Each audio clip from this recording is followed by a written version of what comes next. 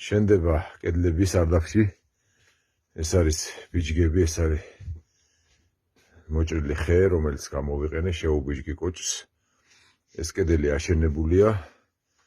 აქ ჩასხმულია ძალიან ძლიერი ბეტონი. ჩავაყოლე შინით ბეტონის ნამტვრევები. ყოველ ტყაველში არის ესეთი 22-იანი არმატურები ჩარჭობილი მიწაში და ჩაბეტონებული ეს ყველაფერი მოქსოვილი.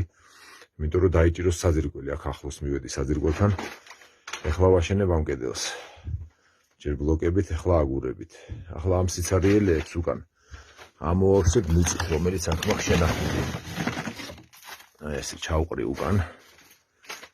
ამ სიცარიელეებს ამოვავსებ აქ.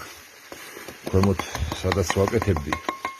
ასე ვასხამდი ცემენტს უკან, მაგრამ აქ უკვე საჭირო აღარ არის ცემენტის ჩასხმა, ვინაიდან აქ ზეწოლა საძირკვლის, აი ამ მონაკვეთზე კონკრეტულად არ არის.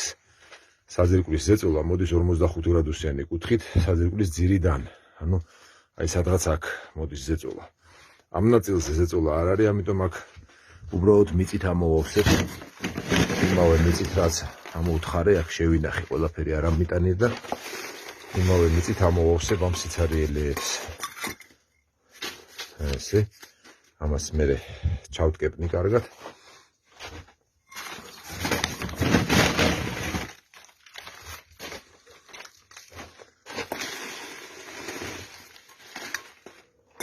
სანამ ავაშენებდი ყველგან პოლიეთილენის, ანუ ცელოფნის პარკი მივაკარი კედელს.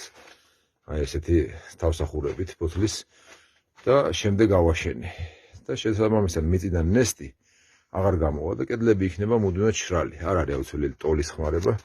შეიძლება მოიხმარო ასევე პოლიეთილენი. აი ეს არის ჩემი ამოთხრილი სარდაფი. ჯერჯერობით დასალაგებელია, მაგრამ ეს არის სიგრძეში არის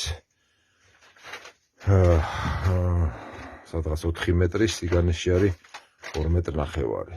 ერთი პატარა ღვინის სარდაფი გამოვიდა. აი კვალითის ღვინო, ერთი ბოცა, ორი ბოცა. ესენი ცარიელია, ესენი დაიწურება, მე ეს ბოცები ყველაფერი გაივსება.